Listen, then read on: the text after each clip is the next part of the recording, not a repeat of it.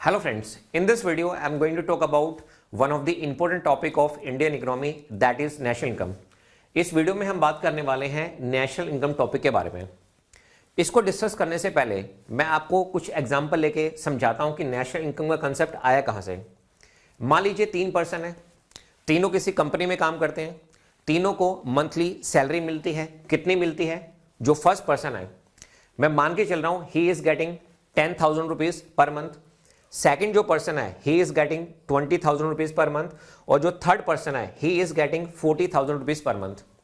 अब यहां से आपको एक बात समझ में आ गई कि सर जो थर्ड पर्सन है इसकी सैलरी बाकी दोनों की सैलरी से क्या है, ज्यादा है। और कहने का मतलब यह है कि जो थर्ड पर्सन है he is getting more salary as compare to the first person and second person. जैसे मैंने इन तीनों की पर्सनल इनकम को कंपेयर किया, इसी तरह से हम कंट्री की इनकम को भी कंपेयर कर सकते हैं। जैसे अगर मैं डिफरेंट कंट्री की बात करूं तो हर कंट्री की अपनी इनकम होती है। जैसे हम पाकिस्तान की बात करें, इंडिया की बात करें, हर कंट्री की एक इनकम है और उसी इनकम को क्या बोला जाता है? नेशनल इनकम बोला जाता है। अब आप कहेंगे कि सर हम नेशनल इनकम की क्यों बात करें? क्योंकि हम यहां पे बात करें मैक्रो इकोनॉमिक्स, और मैक्रो इकोनॉमिक्स में इंडिविजुअल की बात नहीं होती है, वहां पे country as a whole economy की हम क्या करते हैं? बात करते हैं। अब हम बात कर लेते हैं डेफिनेशन ऑफ नेशनल इनकम के बारे में। नेशनल इनकम की डेफिनेशन क्या है? सो कहने से national income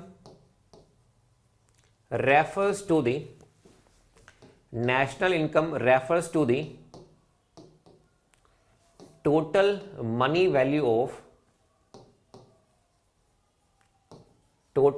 money value of all final goods and services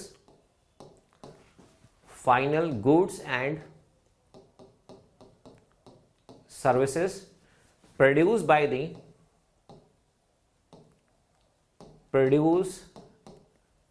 the resident of that country,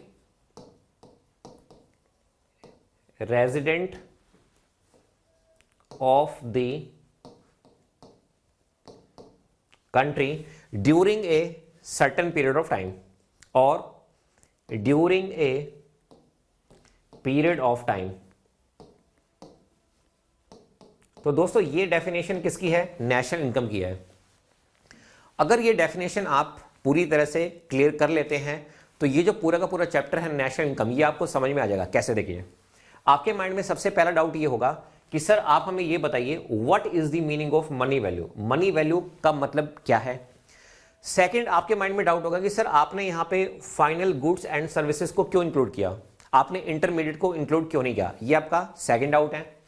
third, आपके पास डाउट ये होगा कि सर आप हमें ये बताइए रेजिडेंट का मतलब क्या होता है और ये during a period of time इसका मतलब क्या है। हम इन सभी चीजों को बारी बारी से डिस्कस करेंगे और अगर आपको ये डेफिनेशन क्लियर हो जाती है तो इसके बाद जो नेक्स्ट टॉपिक मैं आपको पढ़ाने वाला हूं जीडीपी, वो बिल्कुल क्लियर हो जाएगा। देखिए, during a certain period of time इसका मतलब क्या है? हम यहां पर किसकी बात कर रहे हैं? हम यहां पर बात कर रहे हैं फाइनेंशियल ईयर की।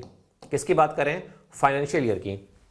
अब फाइनेंशियल ईयर स्टार्ट कब होता है? फाइनेंशियल ईयर स्टार्ट होता है 1 अप्रैल से और ये एंड होता है नेक्स्ट ईयर की 31 मार्च को। जैसे अभी राइट नाउ मैं वीडियो रिकॉर्ड कर रहा हूं तो आज डेट कितनी है? आज डेट है 27 जनवरी 2024। तो ये जो डेट है, मान लीजिए इस दौरान इस डेट को मैंने कुछ सामान परचेज किया तो वो ट्रांजेक्शन कौन से फाइनल ईयर में कैलकुलेट की जाएगी? वो कैलकुलेट की जाएगी 1 अप्रैल, यानी कि ये जो ट्रांजेक्शन है वो किस फाइनेंशियल ईयर में आएगी? वो आएगी 1 अप्रैल 23 से लेके 31 मार्च 24 तक। तो ये क्या है? ये एक फाइनेंशियल ईयर है। 1 ईयर का क्या होता है? Financial year. उसके बाद क्या होगा? फिर नेक्स्ट फाइनेंशियल ईयर आएगा, फिर नेक्स्ट। बजट भी फाइनेंशियल ईयर के लिए प्रेजेंट किया जाता है। इतना क्लियर हो गया? Over a period of time का मतलब क्या है? हम यहां पे बात करेंगे किसकी? फाइनेंशियल ईयर की हम बात कर रहे हैं। सेकंड, आपके माइंड में डाउट होगा कि सर रेजिडेंट का मतलब क्या है? देखिए, यहां पर रेजिडेंट एक इंग्लिश वर्ड नहीं है, यहां पर रेजिडेंट इकोनॉमिक वर्ड है और रेजिडेंट की यहां पे जो डेफिनेशन दी गई है, मैं डेफिनेशन यहां पे पिक करूंगा जो यूनाइटेड नेशन ने दी है।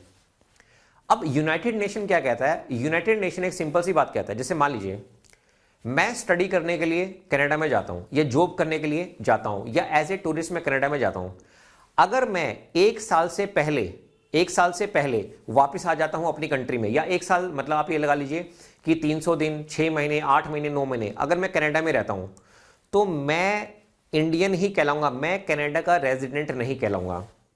अगर मुझे कनाडा का रेजिडेंट कहलाना है तो कम से कम मुझे वहां पे स्टे करना होगा ग्रेटर देन 1 ईयर।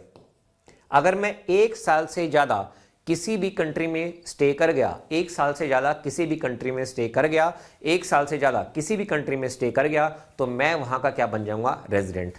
ये किसने कहा है? ये कहा है यूनाइटेड नेशन ने। बिकॉज यहां पे जो मैं डेफिनेशन पिक करने जा रहा हूं वो मैं इकोनॉमिक्स की डेफिनेशन पिक करने जा रहा हूं, मैं यहां पे नॉर्मल डेफिनेशन कंसिडर नहीं कर रहा हूं। इतना क्लियर हो गया?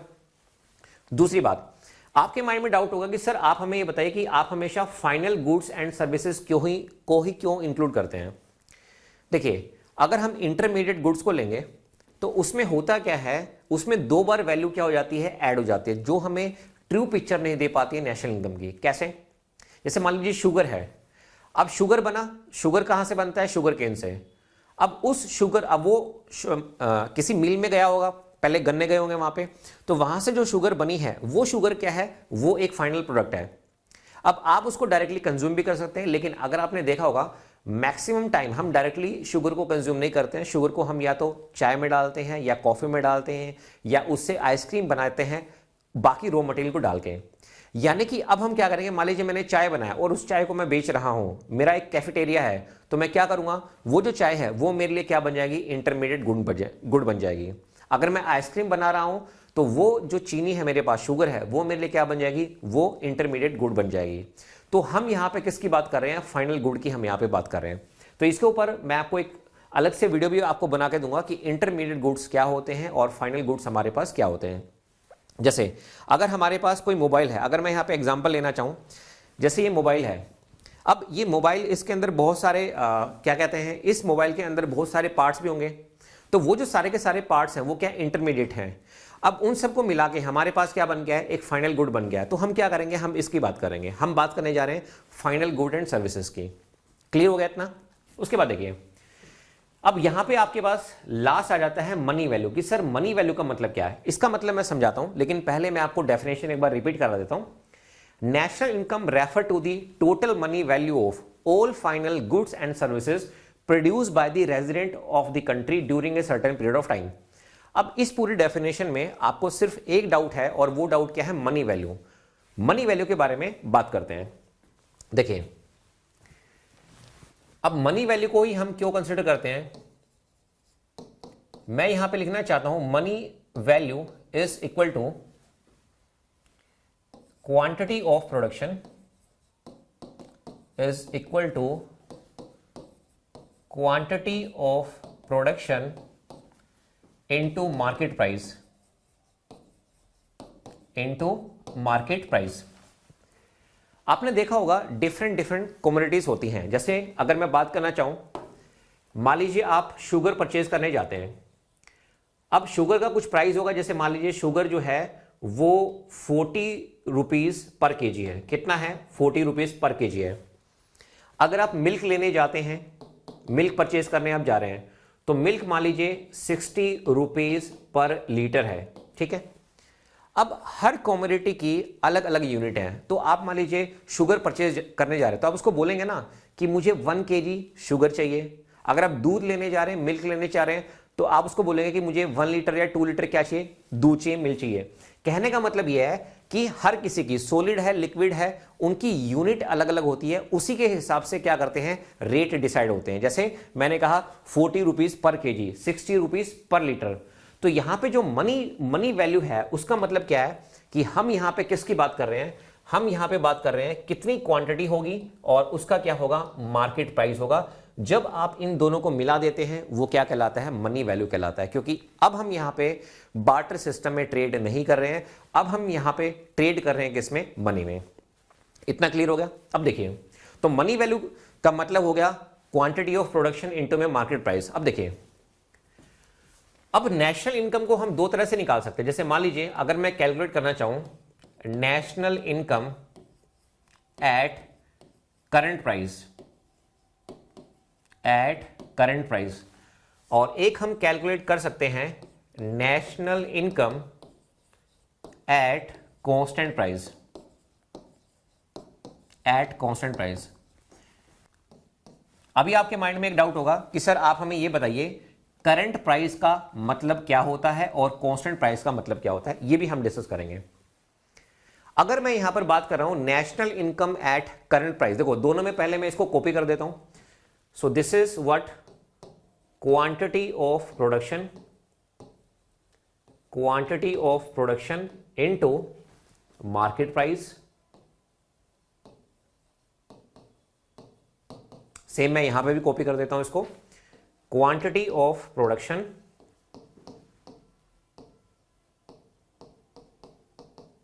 Into market price.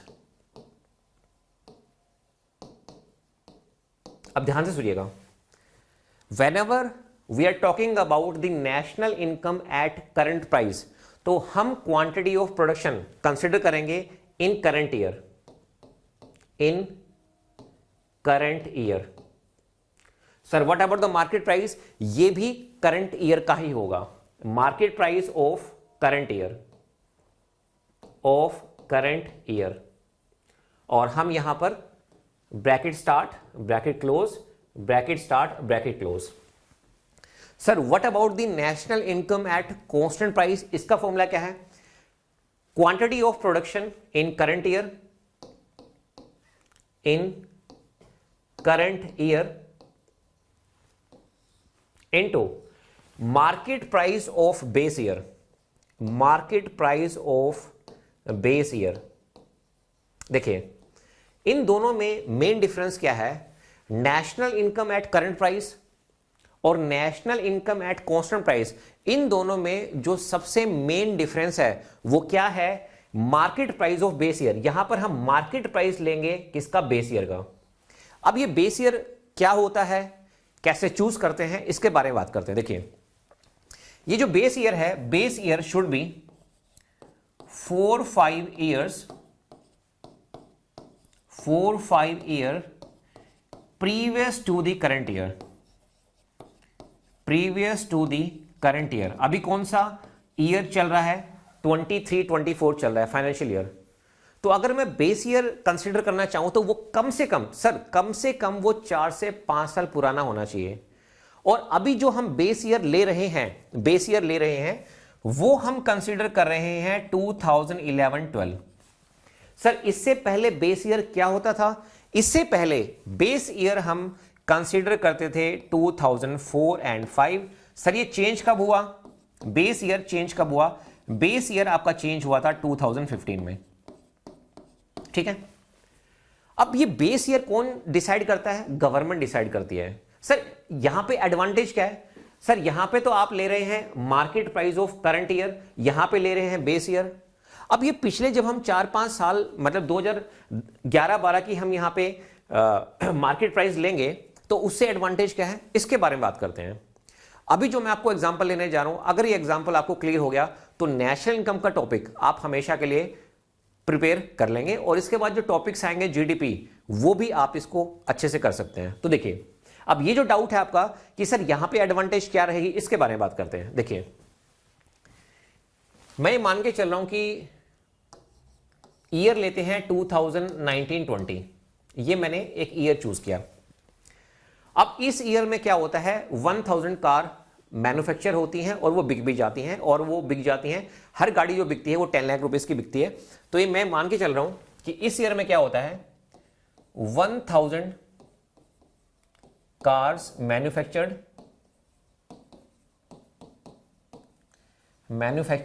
and sold each car, her car बिक जाती है 10 लाख रुपीस, ठीक है, 10 लाख पर कार। एक कार 10 लाख रुपए की बिक जाती है। तो मुझे बताइए अगर अब मैं यहां पे कैलकुलेट करना चाहूं national income at current price, national income at current price, तो मुझे बताइए कितनी गाड़ियां मैन्युफैक्चर हुई? 1000, और कितनी बिक गई? 1000। मैं ये मान के चल रहा हूं कि जितनी बनी है उतनी ही बिक गई हैं।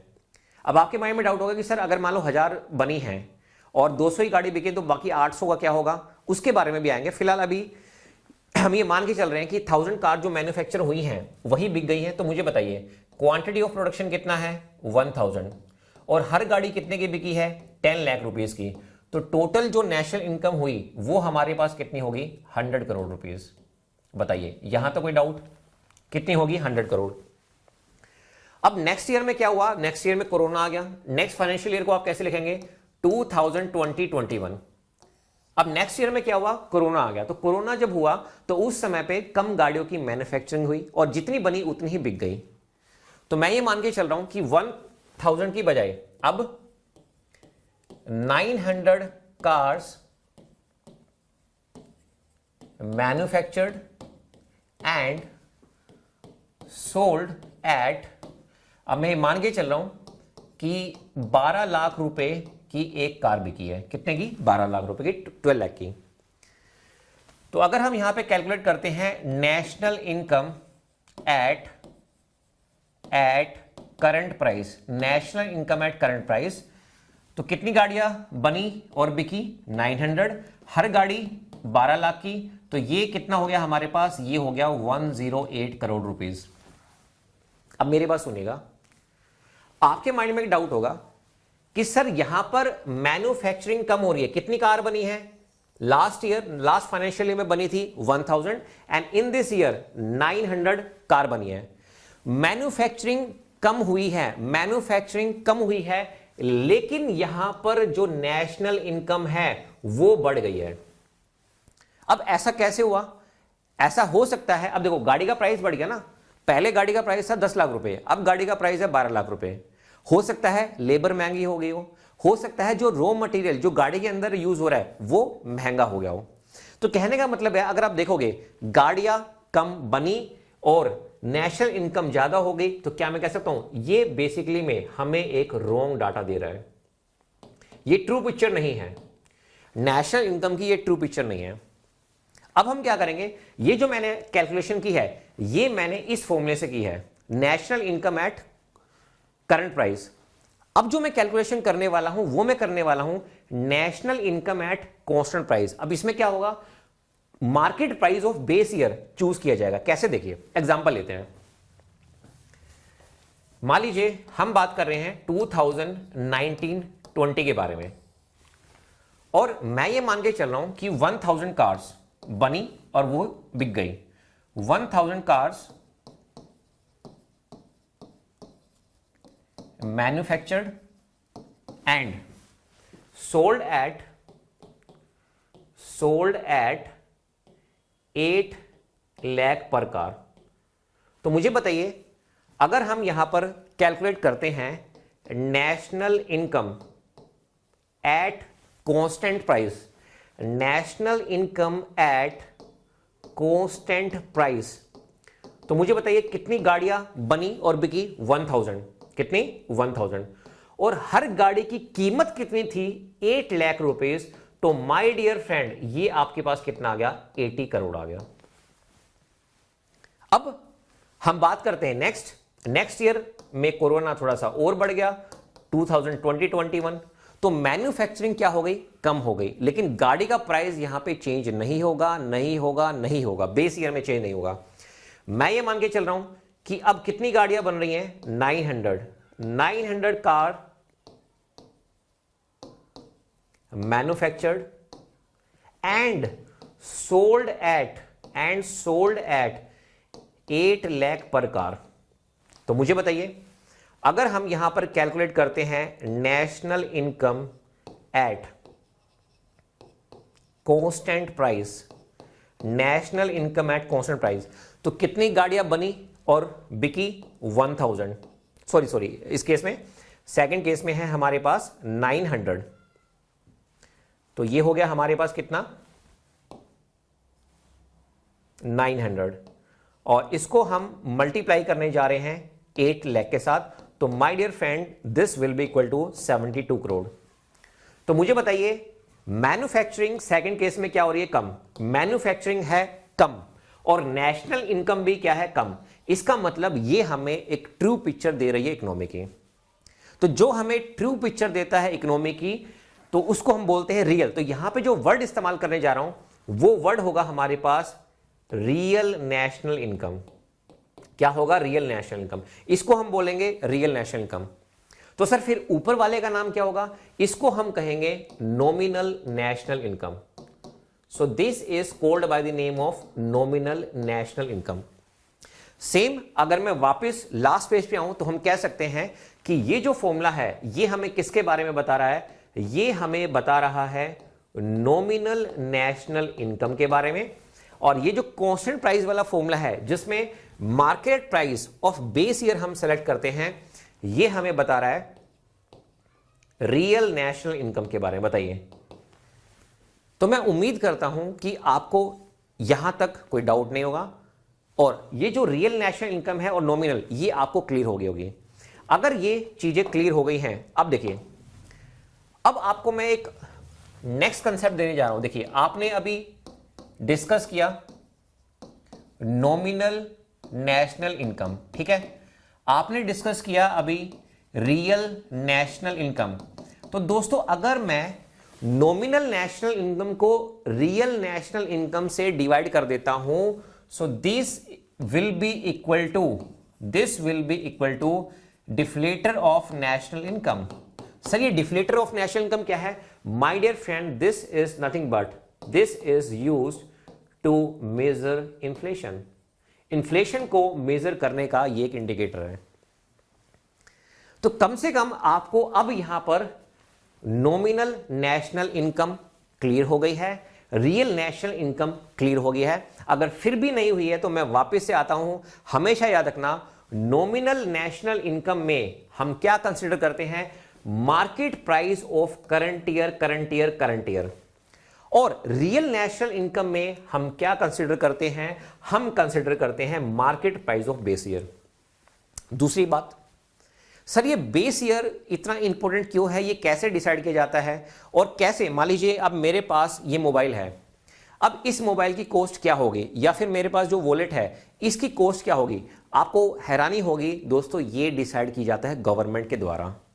अब ये डिसाइड कैसे होते हैं? जब मैं आपको सीपीआई और डब्ल्यूपीआई पढ़ाऊंगा तो बेस ईयर को मैं डिटेल में डिस्कस करूंगा। For the time being national income के टॉपिक के लिए यहां तक बहुत है। क्लियर हो गया? तो मैं मान के चल रहा हूं कि आपको एक बेसिक अंडरस्टैंडिंग हो गई है नॉमिनल नेशनल इनकम की और रियल नेशनल इनकम की। अब आगे बढ़ते हैं।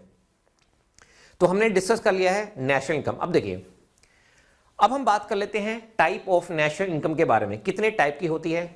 4 टाइप की होती है। एक है जीडीपी, एक है एनडीपी, एक है जीएनपी, एक है एनएनपी। इनकी फुल फॉर्म भी बताऊंगा, डू नॉट वरी। तो टाइप होगी हमारे पास 4।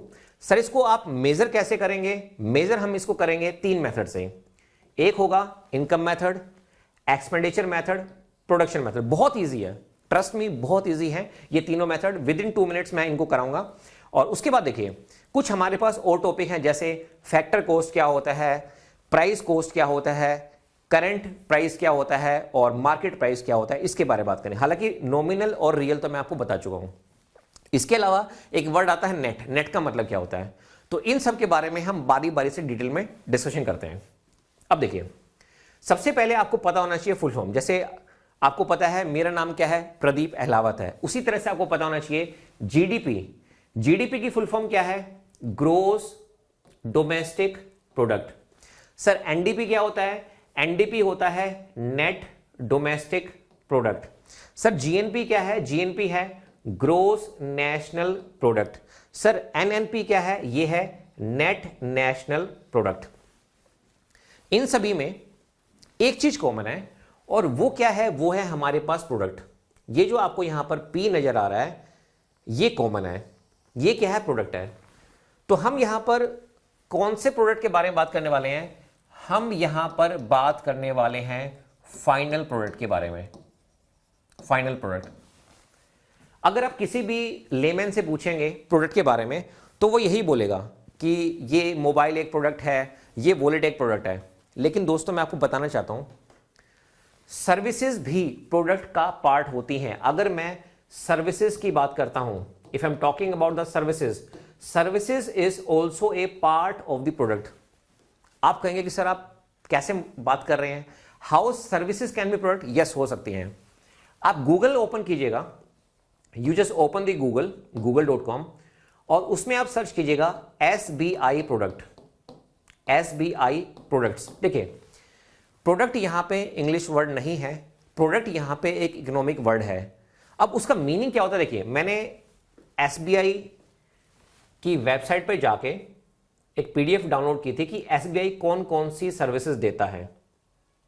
देखिए, जब आप गूगल पे सर्च करेंगे ना, गूगल पे आप सर्च कीजिए SBI प्रोडक्ट, तो आपको एक PDF मिलेगी। उस प्रोडक्ट में आपको सर्विसेज भी हैं और प्रोडक्ट भी हैं। अब देखिए, जैसे ये MD साहब का मैसेज है।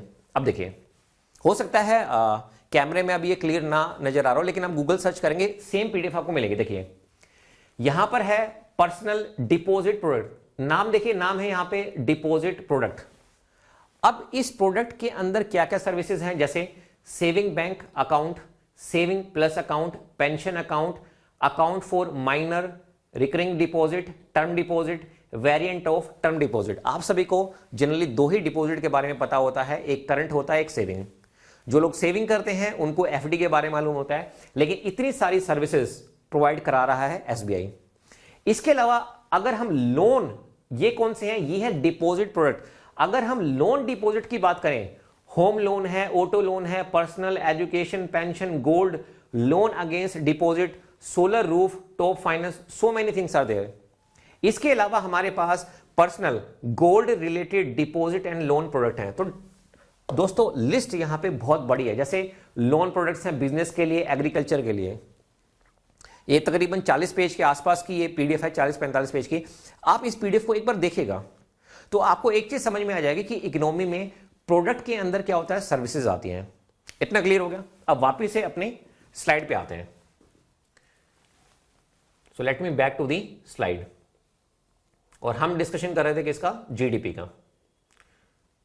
तो एक चीज आपको यहां पे क्लियर हो गई है कि हम यहां पर जो बात कर रहे हैं प्रोडक्ट की, वो किसकी बात कर रहे हैं? फाइनल प्रोडक्ट की हम बात कर रहे हैं। हम यहां पर इंटरमीडिएट प्रोडक्ट की बात नहीं कर रहे हैं।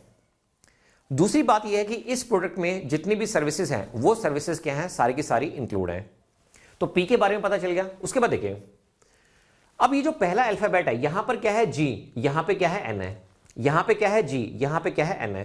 तो G से क्या हो रहा है? N। ये पहला चेंज हो रहा है, पहला चेंज हो रहा है। हम आपको बताएंगे जब कभी भी आपको ग्रोस से नेट पे जाना हो तो आपको करना क्या है? आपको माइनस करना है डेप्रिसिएशन। क्या करना है? डेप्रिसिएशन को माइनस करना है। कैसे करेंगे ये मैं आपको बताऊंगा, और डेप्रिसिएशन क्या होता है वो भी मैं आपको बताऊंगा। तो पहला चेंज जो आपको नजर आ रहा है वो ये है, ग्रोस से नेट हो गया, ग्रोस से नेट हो गया। दूसरा जो चेंज है जो आपको देखने को मिलेगा वो ये है, यहां पर डी स्टैंड करता है डोमेस्टिक। यहां पे क्या है? ये बदल गया N में। यहां पे डोमेस्टिक है, यहां पे क्या है? नेशनल है। अगर आपको ये चार बातें पता चल जाए कि ग्रोस का मतलब क्या होता है, नेट का मतलब क्या होता है, डोमेस्टिक का मतलब क्या होता है, और लास्ट में जो N है नेशनल का मतलब क्या होता है। यहां पे ये इंग्लिश वर्ड नहीं है, यहां पे ये इकोनॉमिक वर्ड है।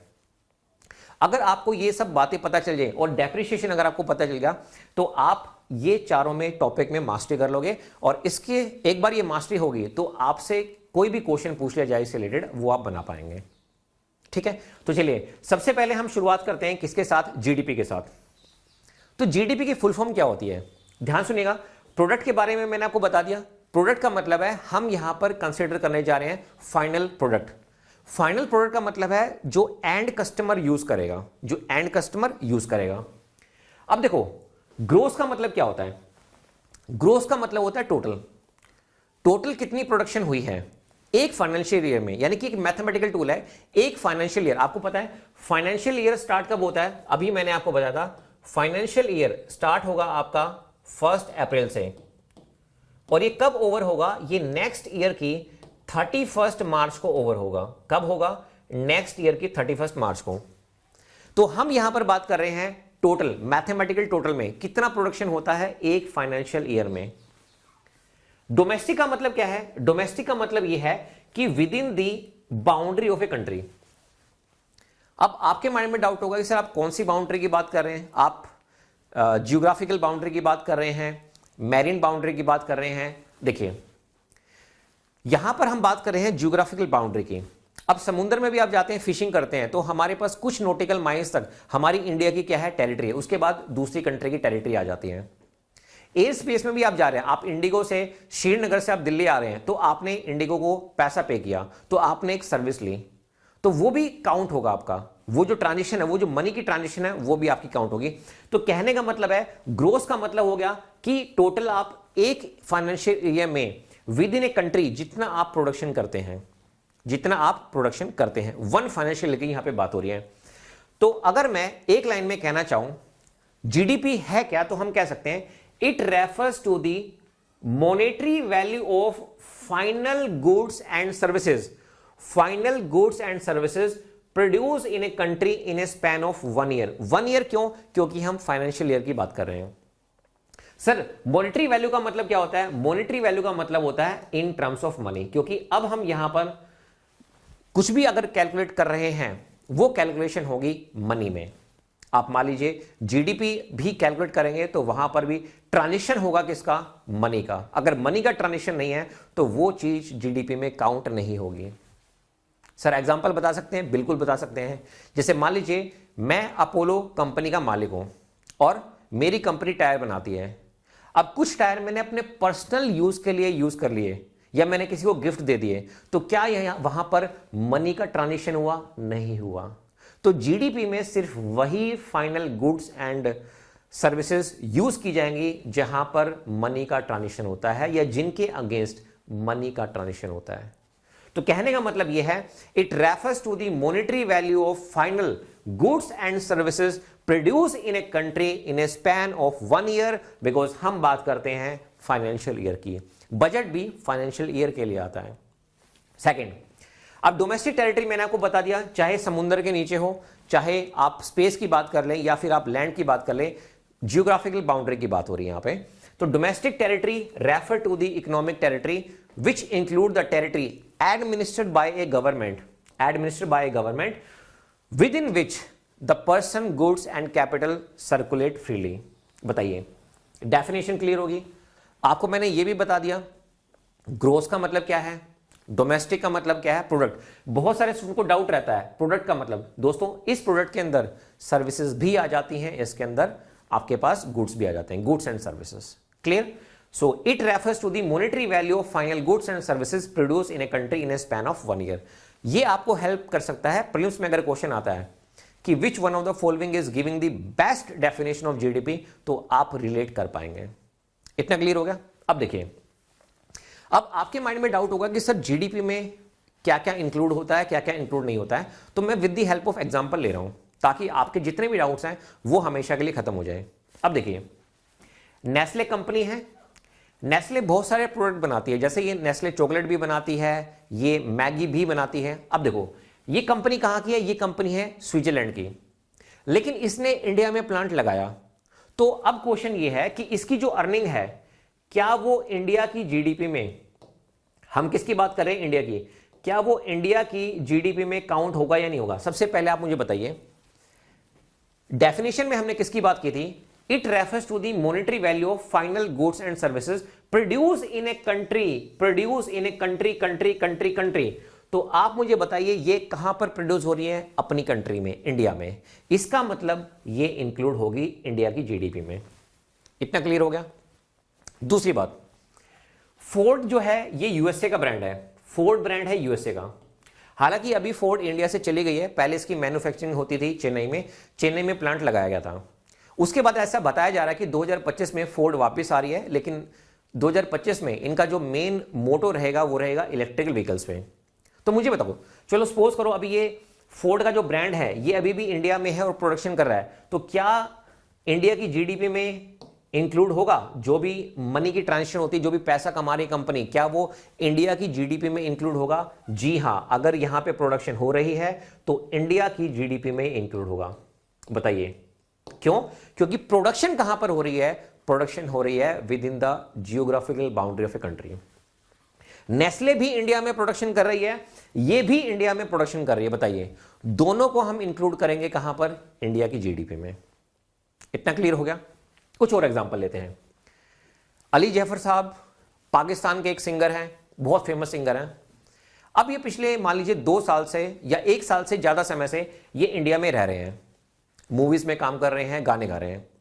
तो अली जफर साहब को कुछ पेमेंट भी मिल रही होगी, है ना। तो ये जो इनको जो भी पेमेंट मिल रही है, इनको जो भी काम मिल रहा है, तो जो भी अर्निंग है, क्या वो इंडिया की जीडीपी में इंक्लूड होगा? जी हां, वो इंडिया की जीडीपी में इंक्लूड होगा। अब आपके माइंड में डाउट होगा कि सर ये पाकिस्तान अपनी फैमिली को तो कुछ पैसा भेजते होंगे। भेजते हैं, वो हम बाद में डिस्कस करेंगे। अभी इंडिया की जीडीपी की बात हो रही है। तो इंडिया की जीडीपी में जो ये सर्विस दे रहे हैं इंडिया में आके, 1 साल से ज्यादा हो गया इनको इंडिया में रहे हुए, ये सर्विस दे रहे हैं, तो जो भी ये अर्न कर रहे हैं, इनका जो भी सर्विस है, वहां से जो पैसा आ रहा है वो इंडिया की जीडीपी में इंक्लूड होगा।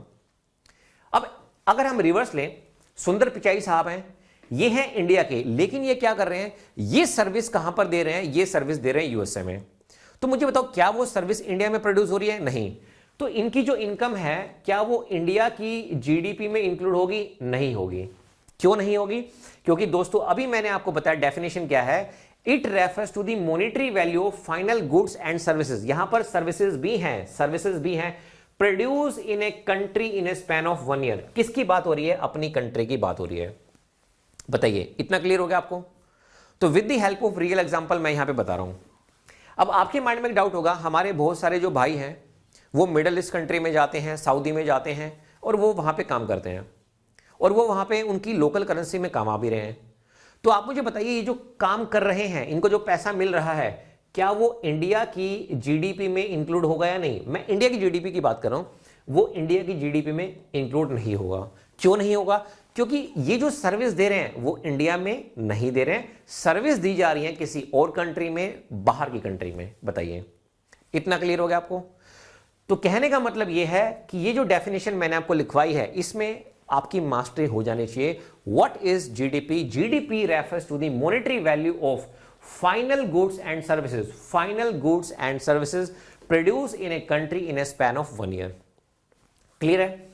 तो मैं ये उम्मीद करके चल रहा हूं कि आपको जीडीपी में कोई भी डाउट नहीं होगा। पहला टॉपिक क्लियर होगा, जीडीपी। अब उसके बाद देखिए सेकंड टॉपिक की बात करते हैं। सेकंड टॉपिक है हमारे पास एनडीपी। अब देखिए इसमें एक हल्का सा चेंज है, ग्रोस की जगह पे क्या आ गया है? नेट आ गया है। तो अगर आप मुझसे ये कहेंगे सर आप बस ये बता दो कि नेट का मतलब क्या होता है, बाकी तो हम अपने आप सोल्व कर लेंगे। देखिए नेट का मतलब है ग्रोस माइनस में डेप्रिसिएशन। सर ये डेप्रिसिएशन क्या होता है? डेप्रिसिएशन का मतलब है वियर एंड टीयर। डेप्रिसिएशन का मतलब क्या है? Wear and tear. सर कुछ एग्जांपल दे सकते हैं आप? बिल्कुल दे सकते हैं। जब मैंने इस मोबाइल को परचेज किया था, इसकी कॉस्ट थी 15,000 रुपए। अगर आज की डेट में अगर मैं इसको बेचने जाता हूं मार्केट में, तो दुकानदार ने मुझे कहा कि हम आपको 2,000 रुपए देंगे। क्यों? क्योंकि इसका वियर एंड टीयर हो गया। इसी तरह से अगर आपने गाड़ी खरीदी है 2024 में, अगर आप 25 में 26 में अगर आप बेचते हैं गाड़ी को, तो क्या होगा? वियर एंड टीयर, मतलब गाड़ी चलेगी तो उसके टायर भी घिसेंगे, मशीन भी घिसती है, तो डेप्रिसिएशन होता है। उसकी वजह से गाड़ी की जो वैल्यू है वो कम हो जाती है। गाड़ी नहीं, बाकी और कोई मशीन है, सभी की वैल्यू कम हो जाती है।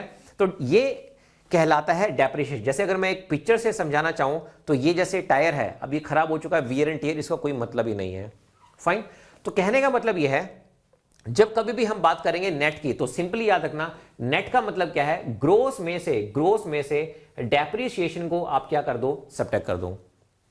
अब मान लीजिए आपने आज ही गाड़ी ली, सब कुछ साइन वाइन कर दिया, गाड़ी लेके बस आपने उतारी, ठीक है, सिर्फ आप शोरूम से बाहर लेके आए और आपने कहा कि भाई अब हमारा जो है मन बदल गया, अब आप इस गाड़ी को जो है वो वापस ले लो। तो वो उसी रेट में नहीं लेंगे। अगर 10 लाख रुपए में आपने खरीदी है तो उसका कुछ वो रेट कम लगाएंगे, वो कहेंगे नहीं डेप्रिसिएशन हो गया है। अब आप कहोगे यार 5 मिनट में क्या डेप्रिसिएशन होता है, लेकिन एक बार वो बिक गई ना, मतलब वो अब क्या है? सेकंड हैंड हो गई। सेकंड हैंड का मतलब क्या है? एक बार जो बिक जाती है उसके बाद जो है वो इंडिया की जीडीपी में कैलकुलेट नहीं होता है। जैसे अगर मैं कहना चाहूं, मैंने जब इस फोन को परचेज किया, पहली बार जब मैंने इस फोन को परचेज किया, तो वो इंडिया की जीडीपी में कैलकुलेट हुआ। अगर मैं इस फोन को गिफ्ट कर दूं किसी को, या मैं किसी और को बेच दूं, तो दोस्तों वो अब इंडिया की जीडीपी में कैलकुलेट नहीं होगा, क्योंकि दूसरी बार ये प्रोड्यूस नहीं हो रहा है। जैसे गाड़ी आपने खरीदी, खरीदने के बस 5 मिनट के बाद आप बाहर लेके निकले, तो उसमें डेप्रिसिएशन उन्होंने इंक्लूड कर दिया, क्योंकि वो एक बार उसके बाद इंडिया की जीडीपी में वो काउंट नहीं होगा, बेशक आप उसको OLX पे भेज दो, क्योंकि दूसरी बार वो प्रोड्यूस नहीं हो रही है, जीडीपी में सिर्फ उनको इंक्लूड किया जाता है जहां पर प्रोडक्शन होता है। इसीलिए मैंने कहा कि जो डेफिनेशन है, डेफिनेशन बहुत ज्यादा इंपॉर्टेंट है। इतना क्लियर हुआ? धीरे धीरे हम इस टॉपिक में मास्टर कर लेंगे, ये मेरा आपसे वादा है। तो देखिए, नेट का मतलब क्या हुआ? नेट का मतलब हो गया ग्रोस माइनस में डेप्रिसिएशन। फाइन। अब डेप्रिसिएशन क्या होता है? Depreciation of capital asset. अब जैसे मान लीजिए गाड़ी मेरे लिए क्या है? गाड़ी मेरे लिए कैपिटल एसेट है। फाइन। सच एज कोई इक्विपमेंट हो सकता है, कोई व्हीकल हो सकता है, हाउस हो सकता है और बाकी सब चीजें हो सकती हैं। इतना क्लियर हो गया? नेट का मतलब है डेप्रिसिएशन घटा दो ग्रोस में से तो वो नेट आ गया। तो इसी तरह से क्या मैं कह सकता हूं, एनडीपी की अब जो डेफिनेशन होगी, कभी कभी आपसे एग्जाम में डेफिनेशन पूछी जाती है, यूपीएससी का ये फेवरेट एरिया रहा है कि इन चारों में से कौन सी बेस्ट डेफिनेशन। जैसे आप देखेंगे लास्ट ईयर पॉलिटी में क्वेश्चन आया था कॉन्स्टिट्यूशन के ऊपर कि इनमें से कॉन्स्टिट्यूशन का चीफ फीचर कौन, फीचर तो है सभी लेकिन चीफ फीचर कौन कौन सा है। इसी तरह से कभी कभी डेफिनेशन पूछी जाती है। तो देखिए क्या मैं कह सकता हूं, द नेट डोमेस्टिक प्रोडक्ट। ठीक है भाई, आपको प्रोडक्ट के बारे में भी पता चल गया, डोमेस्टिक के बारे में भी पता चल गया और नेट के बारे में भी पता चल गया।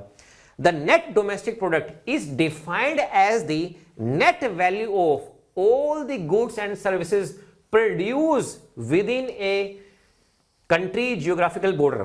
अगर आप देखेंगे जीडीपी में और एनडीपी में बस ये हल्का सा चेंज है, नेट नेट नेट, एनईटी, और नेट यहां पे आ गया माइनस में डेप्रिसिएशन कर दो। बाकी सेम है, इसमें भी मॉनेटरी वैल्यू होगी, इसमें भी मनी वैल्यू होगी और यहां पे भी क्या होगा? प्रोडक्शन होगा।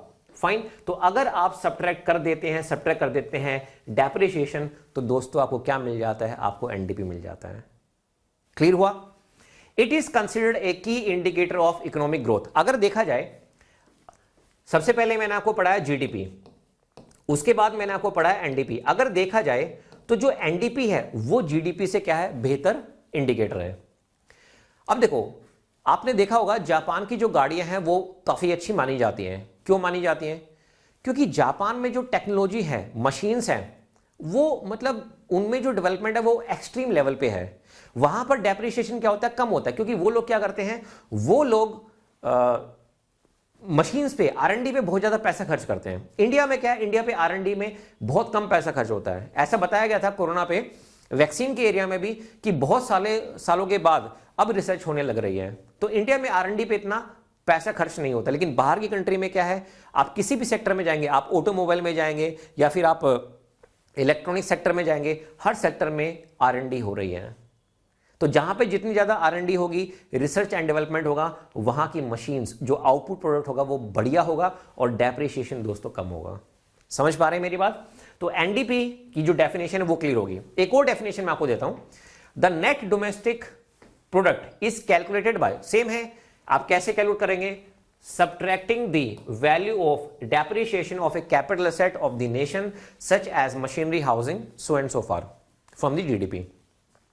अब ये मैं डेफिनेशन आपको इसलिए बोर्ड पे लिख रहा हूं ताकि जब आप क्वेश्चंस को सोल्व करेंगे तो आप पता कर पाए कि हां यही डेफिनेशन है। समझ पा रहे हैं? चलिए आगे बढ़ते हैं। उसके बाद देखिए, ये एग्जांपल मैं दे चुका हूं आपको।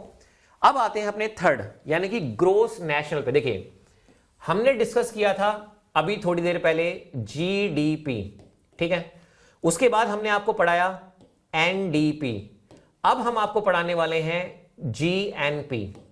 तो मुझे बताइए, अगर आप यहां से यहां जाते हैं, ग्रोथ तो सेम है, प्रोडक्ट भी सेम है, सिर्फ ये जो डी है, डी की जगह पे अब क्या आ चुका है? डी की जगह पे एन आ चुका है। एन का मतलब है नेशनल। डोमेस्टिक में हमने देखा था कि इंडिया की ज्योग्राफिकल बाउंड्री में जो भी प्रोडक्शन हो रहा है उसको हम इंक्लूड करेंगे।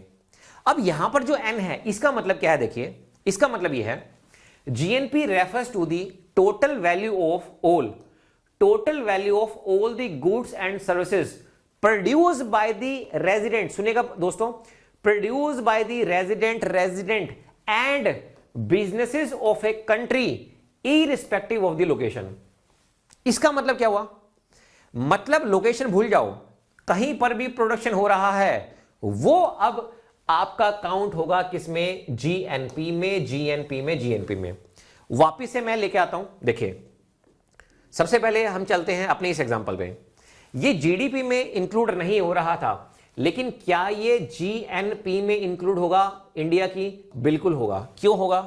क्योंकि ये जो हमारे भाई हैं जो अभी सऊदी में काम कर रहे हैं, ये सर्विस दे रहे हैं, है तो इंडियन ना ये, तो ये क्या है, ये बाहर ही कंट्री में अपनी सर्विस दे रहे हैं, तो ये किस में काउंट होगा? जीएनपी में। ये कुछ पैसा क्या करेंगे? भेजेंगे। उसके बाद देखिए, अब ये पिचाई साहब है, अब इनका पैसा इंडिया की जीडीपी में काउंट नहीं हो रहा था, लेकिन इंडिया की जीएनपी में क्या होगा? काउंट होगा, क्योंकि ये इंडिया में पैसा भेजेंगे, ये इंडियन है। उसके बाद देखिए, जो अली जफर साहब हैं, इनका पैसा इंडिया की जीडीपी में इंक्लूड हो रहा था, लेकिन इंडिया की जीएनपी में इंक्लूड नहीं होगा। इसी तरह से अब ये जो फोर्ड है, ये तो क्या है, ये तो भाई बाहर के ब्रांड है, तो इनका जीडीपी में इंक्लूड हो रहा था, लेकिन जीएनपी में इंक्लूड नहीं होगा। जीएनपी में इंक्लूड नहीं होगा, तो इनका पैसा फिर कहां पे इंक्लूड होगा? इनका जीएनपी, जैसे ये स्विट्जरलैंड की है तो स्विट्जरलैंड की जीएनपी में, ये यूएसए का ब्रांड है तो ये यूएसए की जीएनपी में, अली जाफर साहब पाकिस्तान से बिलोंग करते हैं तो जो पाकिस्तान की जीएनपी है वहां पे इंक्लूड होगा। क्लियर हो गया? तो यहां पर जो कीवर्ड है वो बड़ा प्यारा है। ये जो कीवर्ड है, अगर आपको ये कीवर्ड समझ में आ गया, irrespective of the location of production, आप भूल जाइए इररिस्पेक्टिव। क्लियर है? मैं एक बार दोबारा से पढ़ देता हूं। Gross national product refer to the total value of all the goods and services produced by the resident and business of a country irrespective of the location of production. अब देखिए, अब यहां पर जो नेशनल है, इसका मतलब मैं आपको बता देता हूं। नेशनल का मतलब यह है कि domestic as well as income from the abroad, यानी कि इंडिया में तो प्रोडक्शन हो रहा है, जो पैसा बाहर से आ रहा है, जैसे मेरा जो कजन है वो ऑस्ट्रेलिया में है, तो वो ऑस्ट्रेलिया से जब मुझे पैसा भेजेगा तो वो जो पैसा है, वो जो प्राइवेट रेमिटेंस है, वो इंडिया की जीएनपी में कैलकुलेट होगा। मेरी सिस्टर कनाडा में है, शी इज अ डॉक्टर, तो वो जो पैसा मुझे भेजती है तो वो इंडिया की जीएनपी में कैलकुलेट होगा। समझ पा रहे हैं मेरी बात? उसके बाद देखिए, तो सिंपल है, what is GNP? GNP is nothing but gross domestic product plus में net factor income from the abroad. अब आपके माइंड में डाउट होगा कि साहब इनकम तो हमें पता चल गया, अब ये नेट फैक्टर का मतलब क्या है? नेट फैक्टर का मतलब यह है दोस्तों कि कुछ पैसा ऐड होगा, कुछ पैसा सब्ट्रैक्ट होगा। जैसे अली जफर साहब जब पाकिस्तान में पैसा भेजेंगे वो सब्ट्रैक्ट होगा, यूएसए की जो फोर्ड है वो जब पैसा भेजेंगे वो सब्ट्रैक्ट होगा, नेस्ले जब अपनी कंट्री में पैसा भेजेंगे वो सब्ट्रैक्ट होगा। पैसा कहां से आएगा? टाटा साहब ने यूके में एक प्लांट लगा रखा है, दैट इज उन्होंने जैगवार को परचेज कर लिया था, लैंड रोवर को परचेज कर लिया था, तो वो जो जैगवार है और जो लैंड रोवर है वहां से जो पैसा आएगा वो हम क्या करेंगे? ऐड करेंगे। इसके अलावा जितने भी प्राइवेट रेमिटेंसेस हैं वो हमें ऐड करने होंगे, तो कुल मिला के प्लस रहेगा माइनस रहेगा। इसीलिए यहां पर we are using the keyword net factor. Net factor, तो यहां पर जो कीवर्ड हम यूज करते हैं वो होता है नेट फैक्टर। इतना क्लियर हो गया? चलिए, ये बात होगी हमारे पास किसकी? जीएनपी की। एक और डेफिनेशन ले लेते हैं। GNP takes into account the investment made by the businesses and resident of the country living both inside and outside the country. अभी मैंने आपको एग्जांपल दिया ना, रतन टाटा साहब इंडिया में रहते हैं, लेकिन उनका बिजनेस कहां पे है? इंग्लैंड में भी है, यूके में भी है, तो उन्होंने लैंड रोवर को और जैगवार को खरीदा हुआ है। It also takes into account the value of the products produced by the industries of the domestic origin। जो इंडिया में प्रोडक्शन हो रहा है वो तो है ही, इसके अलावा जो बाहर से भी जो पैसा आ रहा है वो हम यहाँ पे इंक्लूड कर देंगे। बताइए, क्लियर हो गया यहाँ पे? तो तीन चीजें मैंने आपको यहाँ पे क्लियर करा दी। अब चलिए, अब चलते हैं लास्ट पे सबसे। तो जीएनपी का फॉर्मूला भी मैंने आपको बता दिया, ये दोबारा से रिपीट हो रहा है क्योंकि कई बार क्या होता है आपके एग्जाम में स्टेटमेंट दे दी जाती है, तो मैं पढ़ देता हूं। Net factor income from abroad, इसका मतलब क्या है? Income earn by the domestic factor of production employed in the rest of the world, minus में factor income earn by the factors of production of the rest of the world employed in the domestic economy. वही मैंने आपको बताया कि जो पैसा रतन टाटा साहब बाहर से भेजेंगे वो प्लस हो जाएगा, और इंडिया से जो नेस्ले है और जो अली जफर साहब हैं और जो फोर्ड है वो जब अपने अपनी कंट्री में भेजेंगे वो सब्ट्रैक्ट हो जाएगा, तो नेट फैक्टर इनकम हमारे पास आ जाएगी। यही मैंने आपको यहां पर बताया है। क्लियर है? जो मैंने आपको बताया वही मैंने आपको यहां पे लिख के दिखा दिया। चलिए, अब कतर वाला एग्जांपल भी मैंने आपको यहां पे बता दिया। For example, many Indians reside and work in Qatar, they earn their wages in Qatar, the wages earn by Indian in Qatar will be counted in the Qatar GDP. तो उनका जो पैसा है वो कतर की जीडीपी में count होगा, वो कुछ पैसा अगर इंडिया में भेजते हैं तो वो पैसा इंडिया की जीएनपी में काउंट होगा। ठीक है, चलिए अब आते हैं हमने लास्ट पे। तो लास्ट हमारे पास क्या है, एनएनपी। बहुत सिंपल है, अब एन आ गया। आपको पता है जब कभी भी हम नेट की बात करते हैं तो नेट का मतलब क्या होता है, ग्रोस माइनस में क्या रहता है हमारे पास, डेप्रिसिएशन। यहां पर जो एनएनपी है यानी कि नेट नेशनल प्रोडक्ट है, वो किसके बराबर होगा, वो होगा जीएनपी माइनस में डेप्रिसिएशन। अब देखो डेप्रिसिएशन आपको पता ही है, हम प्रोडक्शन के बारे में बात कर चुके हैं। देखो रतन टाटा साहब का प्लांट कहां पे है, जैगवर कहां पे, यूएसए में है।